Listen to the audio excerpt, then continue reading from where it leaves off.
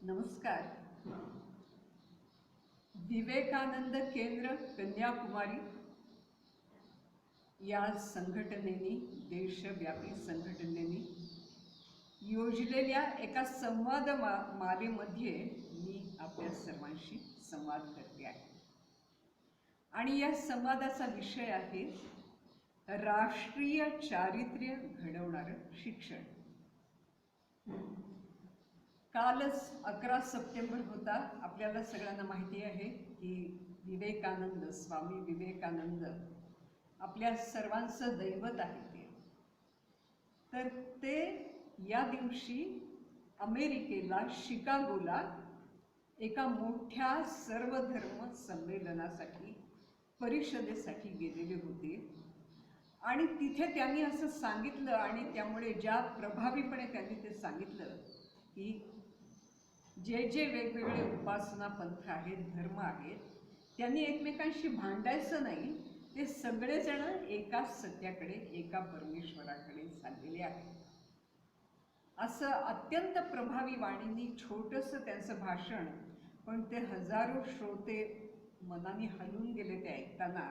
ते उठून उभे राहिले. त्यांनी टाळ्यांचा कडकडाट केला, तो थांबेना इतका मोठा टाळ्यांचा कडकडाट केला. आणि भारताचा जो मोठा दृष्टिकोन, मला कोणाला बघायचं नाही, सगळ्यांना घ्यायचं, घेऊन बरोबर जायचं, तर हा मोठा वेगळा दृष्टिकोन त्यांनी जगापुढे मांडला. तर तो कालचाच दिवस होऊन गेलेला आहे. स्वामी विवेकानंदांनी असा प्रश्न विचारलेला आहे की आपण आता तर काही ब्रिटिश राज्य नाही आहे, पण ज्यावेळी ब्रिटिश राज्य होतं, ब्रिटिश भारतामध्ये आले, किती होते? भारताची लोकसंख्या आता इतकी मोठी नव्हती, 100 कोटी ओलांडलेले नव्हते, 30 कोटी असेल कदाचित. 30 त्रिशं कोटी कलकल निनाद कराले असं एका गीतामध्ये म्हटलेलं आहे. म्हणजे 30 कोटीच्या सुमाराला लोकसंख्या होती. आणि तिकडून ब्रिटनमधून, युरोपातून हे आले ब्रिटिश लोक. ते किती लोक आले? मूठभर लोक आले खरं म्हणजे. पण या मूठभर लोकांनी या 30 कोटी लोकांना हरवलं, गुलाम केलं. आणि हे एवढे मोठे ताकदीचे लोक हे लढू शकले नाही त्यांच्याशी. का बरं? त्यांच्याजवळ बंदुका होत्या म्हणून? त्यांच्याजवळ काहीतरी देवदूतासारखे काहीतरी वेगळेच गुण होते म्हणून? नाही. हे मूठभर लोक होते, यांची मूठ फार बळकट होती. म्हणजे ते एक होते. एकमेकांशी न भांडता काम कसं करायचं ते त्यांना माहिती होतं.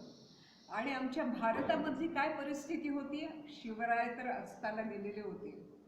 शिवरायांना कळत होतं हे की हे श्रींची इच्छा आहे हे राज्य व्हावं म्हणून. त्यांनी 18 पगड जातीच्या लोकांना एकत्र केलं आणि लढायला शिकवलं. कशासाठी? हे तुळजाभवानीचं राज्य आहे, हे देवाचं राज्य आहे, आणि हे याच्यावर मोगलांची सत्ता येता कामा नये म्हणून एकत्र न भांडता लढायला शिकवलं शिवाजी महाराजांनी. म्हणून शिवाजी महाराज विजयी झाले. आणि नंतरचे मग काय झालं? नंतर काय झालं बरं? ब्रिटिश आले त्या काळामध्ये. सगळी फुटाफूट, म्हणजे प्रत्येक संस्थान म्हणजे एक वेगळंच, छोटी छोटी चिमुरडी इतकी मिरपुटली राज्य. हा म्हणतो मी या संस्थांचा राजा आहे, तो म्हणतो मी ती या संस्थांचा राजा आहे. एकच शहाणा राजा होता, तो म्हणजे बडोद्याचे जे संस्थान आहे, राजा सयाजीराव गायकवाड, तो शहाणा राजा होता. पण बाकी सगळे वेडे राजे होते बघा. एकमेकांशी भांडायचे आणि त्यांना ब्रिटिशांच्या पलटणी लागायच्या आपल्या संस्थांचा कारभार चालवायला. जे मूठभर आलेले होते देशात, त्या 30 कोटी लोकांच्या देशामध्ये त्या मूठभर लोकांच्या पलटणी लागत होत्या आमचं संरक्षण करायला. अशी वाईट परिस्थिती त्या काळात होती. तर त्यामुळे विवेकानंदांनी म्हटलेलं आहे पुन्हा पुन्हा, संघटना संघटना संघटना, युवकांची संघटना, याच्यावर खूप आज त्यांचा मंत्र होता. आणि आपण सगळे युवक आहोत आणि आपल्या हृदयापर्यंत तो मंत्र पोचला पाहिजे. बाबासाहेब आंबेडकरांनी पण हेच सांगितलं. ते द्रष्टे पुरुष होते, त्यांनी हेच सांगितलं. काय म्हणाले? शिका, संघटित व्हा, लढा, संघर्ष करा. माणसांविरुद्ध नाही, अन्याय रूढी विरुद्ध संघर्ष करा. तर असे थोडे हाताच्या बोटावर मोजण्या इतकेच शहाणे लोक या देशात होते, म्हणून हा देश तरुण गेला, पुन्हा स्वतंत्र झाला. महात्मा गांधी नंतर उभे राहिले आणि त्यांनी अहिंसक लढा उभा केला आणि सामान्यातला सामान्य माणूस, उचललेस तू मीठ मूठभर साम्राज्याचा खचला पाया. एक मूठभर मीठ उचललं, साम्राज्याचा, ब्रिटिश साम्राज्याचा पाया खचला. मग ज्यावेळी देशाला स्वातंत्र्य मिळतंय अशी परिस्थिती निर्माण झाली, त्यावेळी एक ब्रिटिश पत्रकार, त्यांचं नाव शार्लटन ब्रॉशबर्न, तर ते महात्माजींना भेटायला आले आणि ते म्हणाले की भारताचं स्वातंत्र्य तर दिसतंय उद्या, मग तुम्ही काय वाटतं की या देशात पुष्कळ प्रश्न आहेत, या नवीन स्वतंत्र होणाऱ्या या राष्ट्रामध्ये हजारो प्रश्न आहेत, पण तुम्हाला काय वाटतं की कशावर आपण पहिल्यांदा लक्ष दिलं पाहिजे? तर त्यावर महात्माजींनी असं उत्तर दिलेलं आहे, चारित्र्य घडवणाऱ्या शिक्षणावर लक्ष दिलं पाहिजे. राष्ट्रीय चारित्र्य घडवणाऱ्या शिक्षणाकडे लक्ष दिलं पाहिजे. पण तरीही दुर्दैवाने स्वातंत्र्य मिळाल्यानंतरच्या काळात सुद्धा जे महात्माजींना व्हावं असं वाटत होतं, जे आंबेडकरांना व्हावं असं वाटत होतं, जे या देशातल्या पूर्वीच्या इतिहासातल्या मोठ्या लोकांना व्हावं असं वाटत होतं, ते काही घडलं नाही. त्यामुळे दरवेळी पुन्हा नव्याने लोक विचार करतात, आता काय व्हायला पाहिजे, आता काय व्हायला पाहिजे असा विचार करतात. मग असं लक्षात आलं त्यांच्या की अरे, पुन्हा एकदा नव्याने राष्ट्रीय चारित्र्याच्या घडणीचा विचार आपण केला पाहिजे. आपण आणखी तपशिलात बघूया राष्ट्रीय चारित्र्य म्हणजे काय, पण राष्ट्रीय चारित्र्याच्या घडणीचा विचार केला पाहिजे असं लोक म्हणायला लागले. आजचं आपलं जे नवीन शैक्षणिक धोरण आहे, गेल्या वर्षभरातच सगळीकडे प्रस्तुत झालेलं आहे आणि त्याच्यावर वेगवेगळ्या ठिकाणी लोकांच्या चर्चा चाललेल्या आहेत.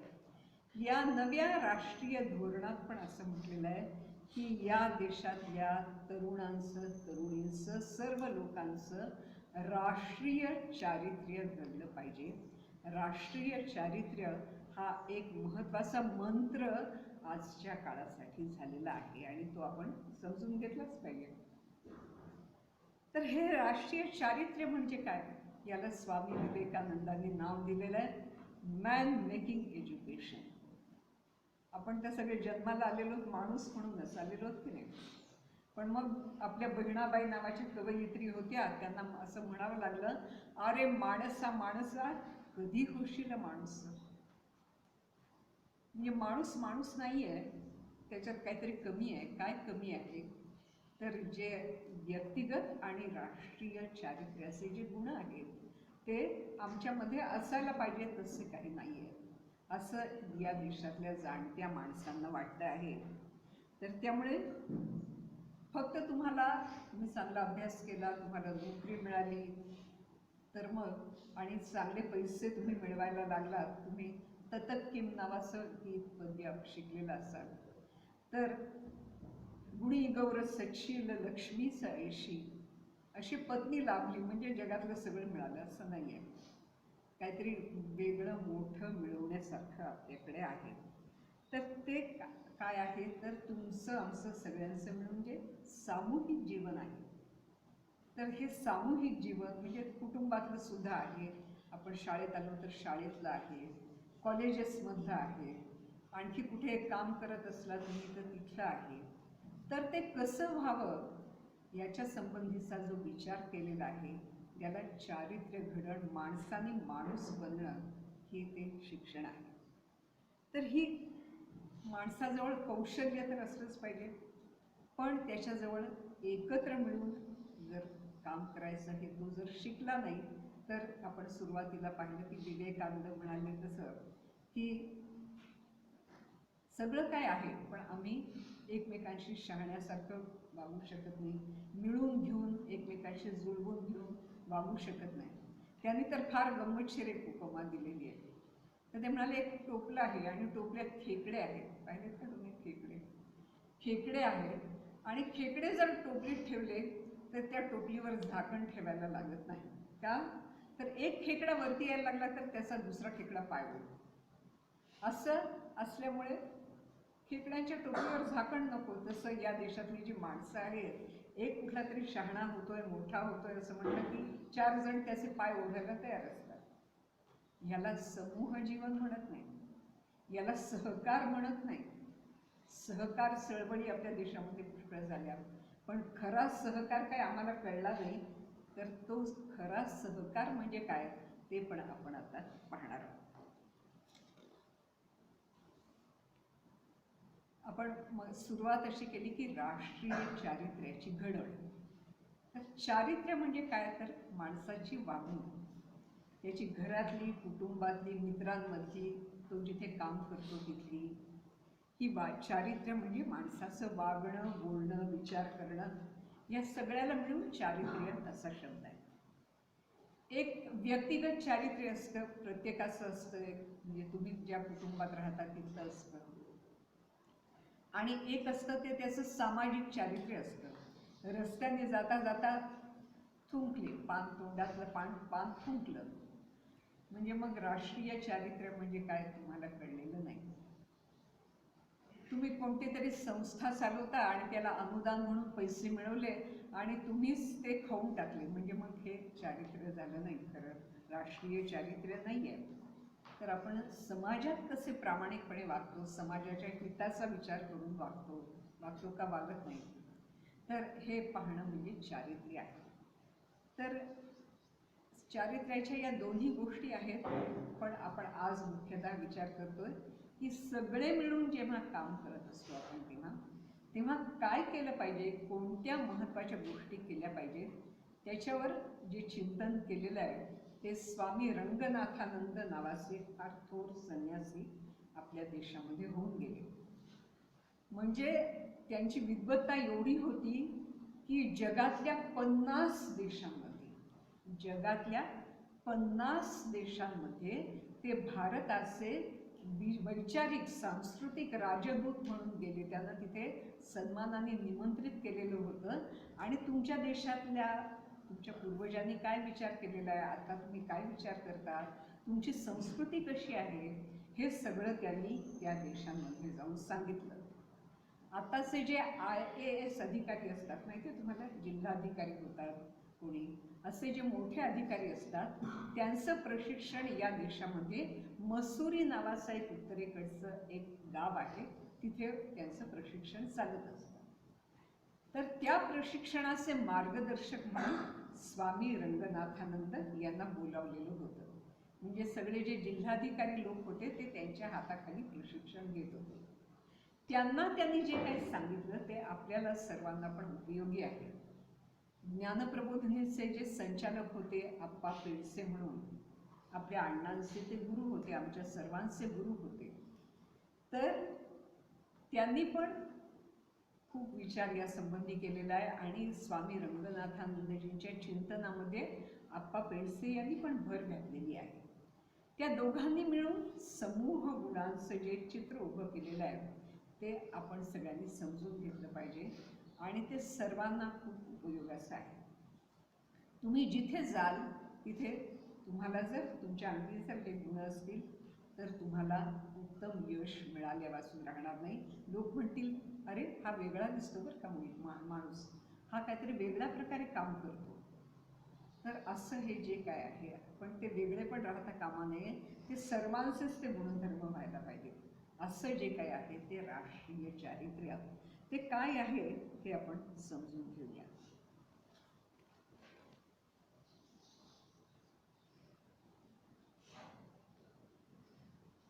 स्वामी रंगनाथानंदांनी आणि आप्पांनी जी मांडणी केलेली आहे त्याचं पहिल्यांदा इंग्रजी जे शब्द आहेत ते मी आपल्याला सांगते. टू बी रिस्पॉन्सिव्ह, आपण रिस्पॉन्स देणं, प्रतिसाद देणं, म्हणजे युवक कसा असला पाहिजे, प्रतिसादी असला पाहिजे. कोणी जबाबदार माणूस कसा असला पाहिजे, प्रतिसादी असला पाहिजे. प्रतिसाद म्हणजे काय, अब्राहम लिंकन नावाचा एक अमेरिकेचा फार थोर राष्ट्राध्यक्ष, ज्यांनी वर्णभेद म्हणजे निग्रो वेगळे आणि गोरे वेगळे हा भेद बोलून टाकला, तो एकदा रस्त्याने चाललेला होता आणि तो नेहमी असं म्हणायचा की सर्व गोष्टी मी माझ्या आनंदाकरता करतो. तर तिथे डुकराची बारीक बारीक पिल्लं अशी चिखलात लोळत होती आणि ती अडकलेली होती. त्यांना बाहेर यायचं होतं, पण काही त्यांना येता येत नव्हतं. तर तो तिकडे संसदेमध्ये जायला निघालेला सुटाबुटात. तर तो तिथे गेला आणि त्याने हळूच ती जी डुबत होती चिखलामध्ये डुकराची पिल्लं ती प्रेमाने बाहेर काढली, ती धुतली, साफ केली, त्यांना बाजूला सोडलं. मग बरं वाटलं. मग पुढे गेला. त्याच्याबरोबर एक त्याचा मित्र होता. तो म्हणाला, तू सगळ्या गोष्टी तुझ्या आनंदाकरता करतोस असं म्हणाला ना. म्हणाला, हो, हे पण मी माझ्या आनंदाकरता करतोय. मला बरं वाटतंय त्यांनी मोकळा श्वास घ्यावा, याच्यात माझं सुख आहे. असे जे लोक असतात, असे ज्या देशात लोक असतात, या देशाची भरभराट होते. तर हा प्रतिसाद आहे. ती डुकराची पिल्लं बुडतायत, कोणी म्हणालं असतं बुडू दे, पण त्या चिखलातून त्यांना उचललं पाहिजे. त्यांना त्यांच्या लहान जीवाला ते जमत नाहीये हे कळणं हा प्रतिसाद आहे. एखादा माणूस अडचणीत आहे, आपण त्याला मदत केली पाहिजे हे कळणं हा प्रतिसाद आहे. त्यामुळे पहिला गुण कोणता? प्रतिसादी असणं. To be responsible. रिस्पॉन्सिबल म्हणजे जबाबदार. मी एखाद्या गोष्टीला जबाबदार आहे. तुम्ही बघा, कोणी शाळांमधले शिक्षक, कॉलेजमधले प्राध्यापक मुलांच्या सहली घेऊन जातात. मग त्या मुलांची त्यांच्यावर जबाबदारी असते.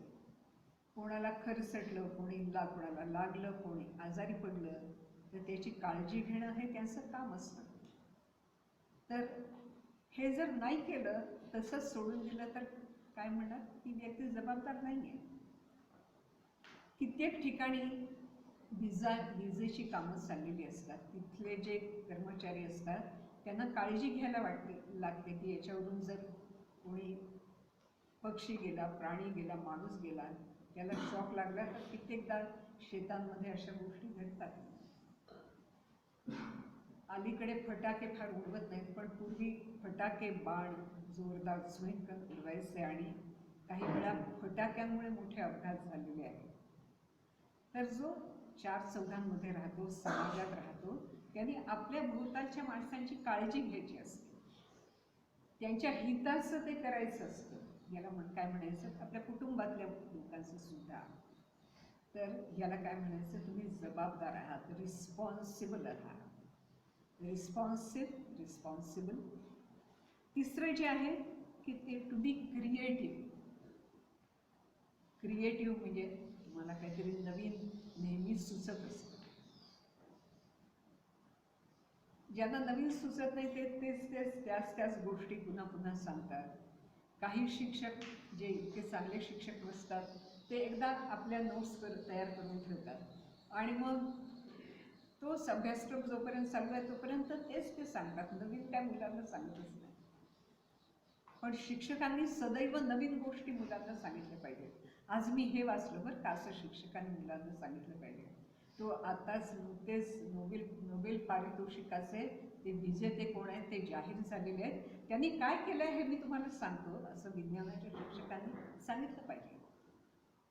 देशात जगात नवीन काय चाललेलं आहे ते शिक्षकांनी विद्यार्थ्यांना सांगायला पाहिजे. असं जे असतं त्याला म्हणायचं की तुमचं लक्ष आहे आणि त्याच्यावर तुम्ही विचार करता आहात, एखादं सुंदर कलाकृती तुम्ही करता. ही पण कल्पकता आहे. कुठलंही काम दोन प्रकारे करता येतं. एक नाकासमोर, इकडे नाही इकडे नाही.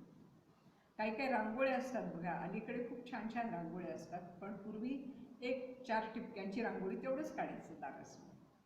पण किती सुंदर सुंदर प्रकारच्या रांगोळ्या अलीकडे काढतात. खूप लोक मिळून काढतात. मोठे मोठे उत्सव असतात, मोठे रस्ते गालीचे असतात त्याचे, आणि ते फार सुंदर केलेलं असतं. प्रत्येक गोष्ट नवीन प्रकारे करणं शक्य असतं. पण आपल्याला जी कोठडी आहे, डोळे बांधून इकडे पाहायचं नाही इकडे पाहायचं नाही एवढंच करायचं, असं जे करत नाहीत त्यांना नवीन सुचतं. जसं सगळेजण सांगतात की सगळ्यांनी सफरचंद झाडावरून खाली पडताना पाहिलेली आहेत, पण सगळ्यांना काही न्यूटन सारखा तो नियम सुचलेला नाही आहे. न्यूटन सारखा नियम सुचायला कल्पकता लागते. पाण्याची उद्धरण शक्ती असते. पाण्याला उद्धरण शक्ती असते माहिती आहे की नाही तुम्हाला?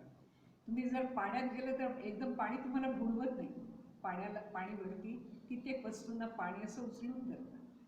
अगदीच त्या पाण्याच्या शक्तीपेक्षा जास्त असेल तर डुबतं, नाही तर पण पाण्याची प्रवृत्ती असते की उचलून धरण, उद्धरण शक्ती आहे. मग कसं कळलं कोणाला? तर कोणीतरी घागरी ओढत होता आणि लागलं की अरे पाण्यात असते तोपर्यंत हलकी असते आणि पाण्या बाहेर आली की एकदम जड होते. कशी बाबा?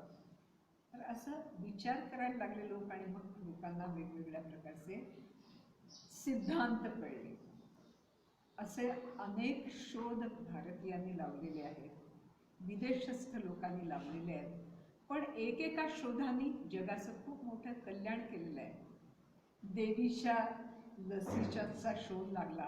करोनाची लस खूप फ्रँटिकली लोक शोधतायत की काय कशामुळे करोना बरा होणारच नाही. वेगवेगळे प्रयोग लोक जगामध्ये चाललेले आहेत. तर हे सगळं कल्पकता आहे. याचा अर्थ नवीन सुचणं. याला म्हणायचं टू बी क्रिएटिव्ह. तर काहीतरी नवीन सुचण्याची शक्ती प्रत्येकात असते. असं नाही आहे कोणाला थोड्याच लोकांना दिलेली आहे. जे कवी लोक असतात त्यांना ती प्रतिभा असते, ती सुंदर सुंदर गीतं लिहितात. पण आपल्यापैकी सुद्धा 2 छान सुंदर ओळी नक्की आपण लिहू शकतो. तर असं काहीतरी सदैव नवीन सुचणं याला काय म्हणतात? प्रतिभा. टू बी क्रिएटिव्ह, प्रतिभावान असणं. आणि त्या प्रतिभेचा उपयोग सर्वांच्यासाठी होणं. मग आणखी काय आहे? तर चौथी गोष्ट जी आहे ती टू बी कोऑपरेटिव्ह, म्हणजे सहकार्यशील असणं. स्वामी रंगनाथानंदांनी ज्या गोष्टी सांगितलेल्या आहेत, तर कसं आपण असलं पाहिजे म्हणजे आपण जगाला उपयोगी पडू शकतो आणि आपली स्वतःची प्रगती होऊ शकते. त्याच्यात पहिलं आपण पाहिलं टू बी रिस्पॉन्सिबल. प्रतिसाद दिला पाहिजे परिस्थितीला नेहमी. एक नीरो नावाचा राजा होता बरं का. त्याचं राज्य होतं. त्या राज्याला आग लागली. हा बाबा शांतपणे झोपून होता. त्याची नेहमी गोष्ट सांगतात की प्रतिसादी नाहीये. त्याला कळलंच नाही की आपण उठून आज्ञा द्यायला पाहिजे, स्वतः काहीतरी करायला पाहिजे. तो आपला आरामात झोपलेला होता आणि रोम जळत होतो. रोमचा राजा होता. याला प्रतिसादी म्हणायचं का नाही म्हणता येत. तर टू बी रिस्पॉन्सिव्ह म्हणजे प्रतिसादी असणं. टू बी रिस्पॉन्सिबल जबाबदार असणं. तिसरं आता मी सांगितलं टू बी क्रिएटिव्ह म्हणजे नवीन सुचण्याची शक्ती प्रत्येकात आहे, ती उघडणं आपली आतली. आणि चौथा जो मुद्दा आहे तो टू बी कोऑपरेटिव्ह. तुम्हाला कोऑपरेटिव्ह सोसायटीज ऐकलेलं आहे की नाही नाव? अमुक कोऑपरेटिव्ह सोसायटी. पण त्याच्यात लोक कोऑपरेशन करत असतात का? एकमेकांचे पाय ओढत असतात, जिंजाळ ओढतात कधी. तर भांडतात सगळे. कोऑपरेटिव्ह सोसायटीमधले लोक एकमेकांशी भांडतात. पण कोऑपरेटिव्ह याचा अर्थ सहकार्याने उभारलेलं काम. कोऑपरेटिव्ह सोसायटी सहकार्याने उभारलेलं, सगळ्यांच्या प्रयत्नांनी उभारलेलं काम, याला कोऑपरेटिव्ह सोसायटी असं म्हणतात. सामान्य माणसांमध्ये सुद्धा हा एखादा सहकार्यशील आहे, तर त्याला हा कोऑपरेटिव्ह आहे असं म्हणतात. तुम्ही जेव्हा एकत्र असता तर तेव्हा पुष्कळ गोष्टी मिळून करायला लागतात. तुम्ही एखाद्या मोठ्या गडावर गेलात आणि तुम्हालाच मिळून स्वयंपाक करायचा आहे, तर कोणाला तरी चांगला येत असतो, पण दुसरा कोणीतरी म्हणतो मी तुला मदत करेन. कोऑपरेटिव्ह आहे. आणि कर तुझं काय करायचं, मी आहे, मी माझ्या तंद्रीत आहे, मला कुठे जायचं तिथे जाईन. हा कोऑपरेटिव्ह नाही आहे. विशेषतः आपली जी मोठी मोठी देशातली कामं आहेत तर त्याच्यात कोऑपरेटिव्ह असणं खूप महत्त्वाचं आहे. म्हणजे स्पेस रिसर्च आहे, अवकाश संशोधन आहे, त्याला 2,000 लोक एकत्र काम करत असतात. 2,000 शास्त्रज्ञ एकत्र काम करत असतात. स्त्री पुरुष दोघे शास्त्रज्ञ काम करत असतात. या सगळ्यांनी जर सहकार्याने काम केलं तर आपलं स्पेसशिप अवकाशयान आकाशात जाणार आहे. नाहीतर काय जाणार नाही, बरोबर ना. एक जण जरी चुकला तरी जाणार नाही. 2000 लोकांनी बरोबर बिनचूक एकत्र काम करणं खूप अवघड गोष्ट आहे, पण लोक असं करतात आणि यशस्वी होतात. रशियाने पहिलं स्पुटनिक आकाशात पाठवलं, भारताने मग नंतर अनेक अवकाशयानं आकाशात पाठवली, अमेरिका आता पाठवते आहे. तर जगातल्या देशांमध्ये स्पर्धा आहे अवकाश संशोधनाची, आणि त्याच्यात असे 2,000 लोक एकत्र काम करत असतात. आणि आपल्या इथे 5 जणांना एकत्र काम करायला सांगितलं तर मग भांडाभांडी करतात एकमेकांशी. याच्याशी माझं पटत नाही, त्याच्याशी पटत नाही, त्याच्याशी पटत नाही. समर्थाने असं म्हटलेलं आहे की बहुता माझी एकल्याला यश कैसे. त्यांच्या काळात लढाया व्हायच्या आणि बरेच लोक समोरून आले आणि एकटाच लढतो, एकांडा शिलेदार, त्याला यश मिळेल का नाही. खूप लोक आले तर तेवढ्याच मोठ्या संख्येने इकडून पण जायला लागतील, म्हणजे मग समसमान लढाई होईल. पण आपल्या इथे एकांडे शिलेदार पुष्कळ आहे आणि त्यांना वाटतं की जे काय घडेल त्याचं श्रेय आपल्यालाच मिळावं, इतर कोणाला मिळू नये. पण अवकाशयान आकाशात पाठवण्याचा जो विजय आहे तो या 2000 लोकांचा आहे. तर असं एकमेकांच्या हातात, साने गुरुजींची फार सुंदर ओळ आहे, हातात हात घालून हृदयास हृदय भिडवून ऐक्याचा मंत्र जपून या कार्य कराया लाभो. असं साने गुरुजी नावाचे आपल्याकडचे थोर देशभक्त कवी होऊन गेले, त्यांच्या या ओळी आहेत. तर तसं हातात हात घालून हृदयास हृदय भिडवून ऐक्याचा मंत्र जपून, एकतेचा मंत्र जपून तुम्ही कार्य करायला या, असं आवाहन त्यांनी केलेलं आहे. 5वा जो मंत्र आहे सहकाराचा मंत्र, तो आहे टू बी रिजनरेटिव्ह. रिजनरेटिव्ह याचा अर्थ तुम्हाला एखादी गोष्ट छान आली पण ती इतरांना पण तितकीच छान जमायला पाहिजे, याच्यासाठी प्रयत्न करणं, हे त्यांनी शिकवलं. आपल्या इथे पूर्वी वैद्य असायचे आणि वैद्यांचे काही शिष्य असायचे. आज पण तुम्ही जर काही जुने जे वैद्य असतात, आयुर्वेदिक औषधं देतात, तर ते असे बसलेले असतात, त्यांच्या भोवताली त्यांचे शिष्य विद्यार्थी बसलेले असतात. मग ते कसे तपासतात, नाडी कशी तपासतात, प्रश्न काय विचारतात, हे सगळं ते शिष्य नीट पाहत असतात आणि त्याच्यातून शिकत असतात. तर चांगला गुरु जो तो की हा या समहा, याच्यासारखा हा दुसरा कोणी नाही, असं म्हटलं तर त्याला फार वाईट वाटतं. तो म्हणाला माझ्यासारखा मी एकटा असं असायला नको आहे, माझ्यासारखे खूप असे तयार व्हायला पाहिजे आहे, माझ्यासारखे माझ्यापेक्षा चांगला. शिष्यात इच्छेत पराजय, असं आपल्या इथे म्हण आहे. म्हणजे गुरुची अशी इच्छा असते की शिष्याने आपला पराजय करावा. द्रोणाचार्यांची अशी इच्छा होती की अर्जुनाने आपला पराभव करावा. असा खरा गुरु जो असतो त्याला असं समाधान वाटत नाही, हे याला जमत नाही असं म्हणण्यात नाही बरं वाटत त्याला. अरे वा, माझ्यापेक्षा छान जमतं की तुला, असं म्हणण्यात त्याला आनंद वाटतो.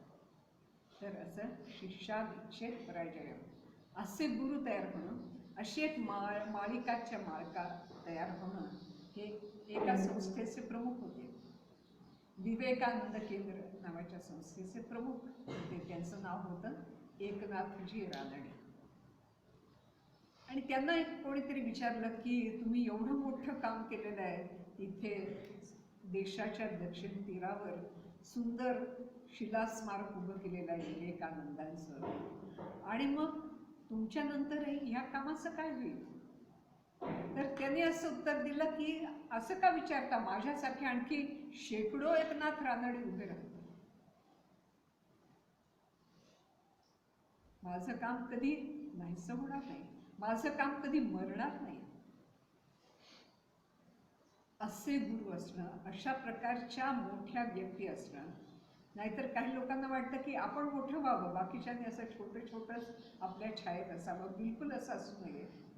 एक एक हिरा, एक एक माणिक असं या देशाची जी देवता आहे, आपली भारत माता आहे, तिच्या मुकुटात एकापेक्षा एक सुंदर माणकं, मोती आपण लावले पाहिजे. त्यामुळे जो कोणी खूप एखाद्या क्षेत्रातलं त्याला चांगलं जमतं किंवा अनेक क्षेत्रातलं चांगलं जमतं, त्याची इच्छा काय असली पाहिजे? एखादा मोठा गायक आहे, त्याला कधी असं वाटता कामा नये की माझे जे शिष्य आहेत ते आपले माझ्यापेक्षा थोडे लहान राहिलेले बरे. खरा चांगला गायक तो असतो की ज्याला आपल्या शिष्याचं गायन आपल्यापेक्षा सुंदर झालं मग त्याला आनंद होतो. तर अशा प्रकारचं जे व्यक्तिमत्व आहे, 5 पैलूंचं व्यक्तिमत्व आहे. हे 5 पैलूंचं व्यक्तिमत्व हे आदर्श भारतीयाचं व्यक्तिमत्व आहे. फक्त कोणातरी एका छोट्या मूठभर लोकांचं असं नाही, तुमच्या आमच्यापैकी प्रत्येकाच्या व्यक्तिमत्वात हे 5 पैलू असायला पाहिजेत. तर मग आपण चांगला माणूस आहोत. माणसाने माणसाशी माणसासम वागणे, जसं आहे तसं. पण हा माणूसपणा म्हणजे काय ते आपण समजून घेतो. चांगली व्यक्ती, समाजातला नागरिक म्हणजे काय असतं हे आपण समजून घेत असतो. एखाद्या संघटनेतला चांगला कार्यकर्ता म्हणजे काय हे आपण समजून घेतो या सगळ्यातून. आणि त्याच्यात आपण असं पाहिलं की अशा या 5 गोष्टी या सगळ्यामध्ये आहेत. तर प्रत्येक कुटुंबामध्ये ज्ञानप्रबोधिनी, विवेकानंद केंद्र आणि अशा अनेक संघटना ज्या काम करत आहेत देशामध्ये, त्या सगळ्यांच्या मध्ये अशी जबाबदार माणसं, अशा 5 गोष्टी ज्यांच्याकडे आहेत, अशी माणसं जर निर्माण झाली तर मग त्या संघटना फुलतील, या देशाचं एकूण जीवन फुलेल, जगाच्या पाठीवर या देशाला विशेष मान मिळू शकेल. मी काही उदाहरणं आपल्याला या 5 गुणांची देते. तर त्याच्यात पहिला जो गुण मी तुम्हाला सांगितला, टू बी रिस्पॉन्सिव्ह, याची खूप सुंदर सुंदर उदाहरणं आता माझ्या डोळ्यासमोर आहेत. त्यातलं एक उदाहरण आहे हे स्वातंत्र्यवीर सावरकरांचं आहे. तर त्यावेळी आपला देश हा पारतंत्र्यामध्ये होता आणि ब्रिटिशांच्या विरुद्ध लढा चाललेला होता. आणि पुण्यामध्ये चाफेकर बंधू होते, ते तिघच्या तिघ भाऊ फासावर चढले ब्रिटिशांशी लढताना.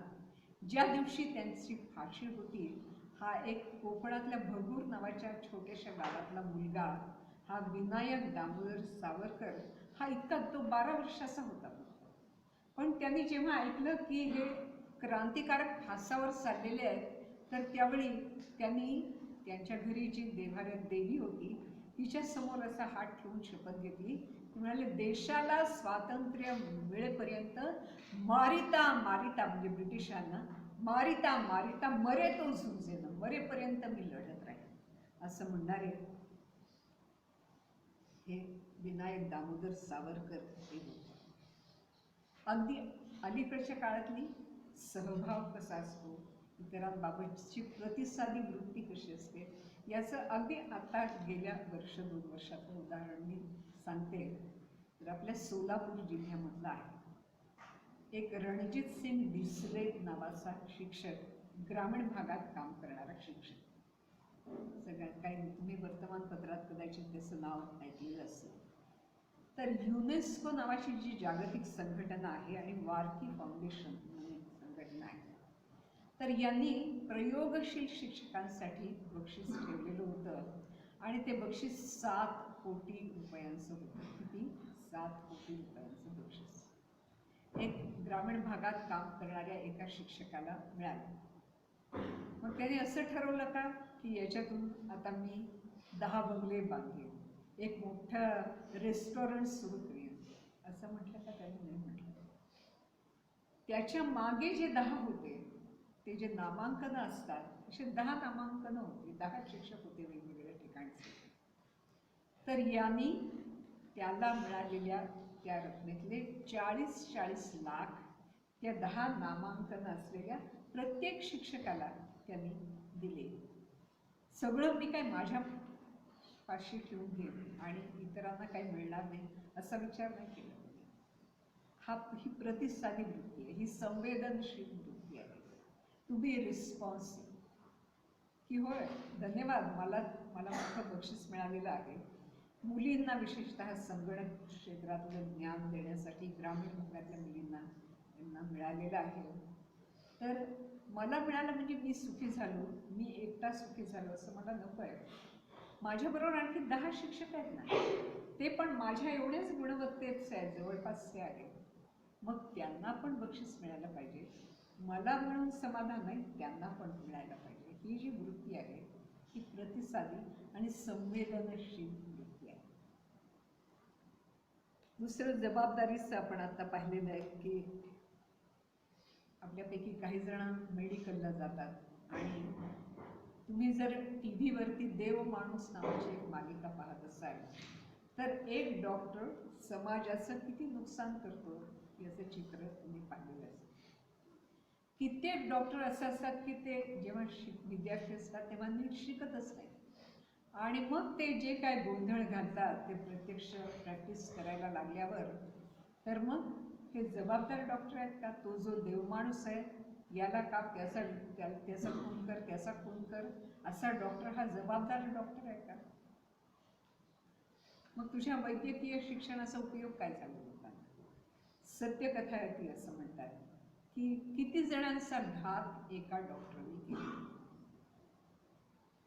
तो कपट म्हणून करू शकतो, काही वेळा त्याला येतच नसतं म्हणून पण करत असतो. काही डॉक्टर तर असं म्हणतात की सलाईनची किंवा काय कुठल्या तरी शुद्ध पाण्याचे इंजेक्शन देतात आणि पण पैसे घेतात. असं वैद्यकीय क्षेत्रात बऱ्याच वाईट गोष्टी आहेत. मग हे जबाबदार डॉक्टर आहेत का? तर या देशातला प्रत्येक माणूस झाडूवाला सुद्धा जबाबदार असला तर हे जबाबदार असणं याचं उदाहरण मी आपल्याला सांगितलं. कल्पकता. कालच मी एक फार सुंदर लेख वाचला, तो डॉक्टर अभय बंग यांचा आहे. अभय बंग नावाचे एक गांधीवादी कार्यकर्ते हे गडचिरोलीच्या भागात जिथे नक्षलवाद्यांचं थैमान आहे अशा ठिकाणी ते काम करतात आणि त्यांना असं लक्षात खूप मागासलेला जिल्हा आहे. त्यांना असं लक्षात आलं की या ठिकाणी बालमृत्यूचं प्रमाण खूप मोठं आहे. हे संवेदनशीलतेचं पण उदाहरण आहे की बालमृत्यूचं मोठं प्रमाण आहे. की लहान बाळं पहिल्या महिन्यातच मरतात. त्यांच्या आईला कसं होत असेल, किती दुःख होत असेल, आपण कल्पना करा. मग ते म्हणाले काय केलं पाहिजे याच्यासाठी? तर त्यांनी त्या भागातल्या ज्या अशिक्षित स्त्रिया होत्या किंवा थोड्याशा शिकलेल्या होत्या, 8वीपर्यंत 9वीपर्यंत 10वीपर्यंत शिकलेल्या होत्या, अशा जवळजवळ त्यांनी 200 बायकांना एकत्रित केलं आणि त्या सर्वांना शिक्षण दिलं की गर्भवती बाईची काळजी कशी घ्यायची, तिला मूल झाल्यावर त्या मुलाची आणि मुलाच्या आईची काळजी कशी घ्यायची, हे सगळं त्यांनी त्या बायकांना शिकवलं. आणि नुसतं शिकवलं नाही तर त्यांच्या शिक्षणाची परीक्षा घ्यायला दिल्लीचं जे एम्स म्हणून खूप ख्यातनाम हॉस्पिटल आहे तिथल्या तज्ज्ञांना बोलावलं आणि त्या तज्ज्ञांनी असा अभिप्राय दिला की आमच्या एम्स हॉस्पिटल ते साधारण कॉलेजशी निगडीत असतं, तर त्याच्यातून पास झालेले जे MBBS डॉक्टर्स आहेत तर ते सुद्धा या 8वी शिकलेल्या 10वी शिकलेल्या बायका ज्या आहेत, खेड्यातल्या मावश्या आहेत, काकू आहेत, तर ह्या असं काही शिक्षण त्यांना दिलं की मग काय झालं की त्या MBBSच्या डॉक्टरांना पण मागे टाकतील असा लेखी अभिप्राय एम्सच्या डॉक्टरांनी दिला. म्हणजे या देशातल्या सामान्य माणसामध्ये, सामान्य बाईमध्ये, जी शेतात काम करते, जी कुंभारीण आहे, जी बांगड्या भरणारी बाई आहे, या बायकांमध्ये एवढं सामर्थ्य आहे की त्या एम्स हॉस्पिटलमधल्या डॉक्टरांना पण मागे टाकू शकते. प्रत्येकामध्ये एवढी मोठी शक्ती लपलेली आहे. कोणाला सापडलं, बाकी कोणाला नाही सापडलं. जो असा विचार करत होता ते डॉक्टर अभय बंग त्यांना ते सापडलं. त्याच्यावरून मग आपल्या केंद्र सरकारने एक योजना काढली की जी हराळी गावात आहे, तुम्ही जिथे असाल त्या गावामध्ये किंवा सर्वच गावामध्ये अशा कोटी अशा बायका आहेत, त्यांना आशा वर्कर्स असं म्हणतात. आशा वर्कर्स हे नाव कदाचित तुम्ही ऐकलं असेल. पण ही योजना अशा कोटी स्त्रियांना प्रशिक्षित करायचं. कशावरून, कोणाला सुचली ही? मुळात प्रथम 200 करूया. कोणाला सुचली? डॉक्टर अभय बंग यांना सुचली. ते गांधींच्या आश्रमात राहिलेले होते, तिथे शिकलेले होते आणि त्यांना हे कळलेलं होतं. त्यांना सांगितलेलं होतं की स्वतःकरता जगायचं नाही, इतरांकरता जगायचं आहे, आपल्या देशासाठी काम करायचं आहे. ते दोघे भाऊ होते, अशोक आणि अभय.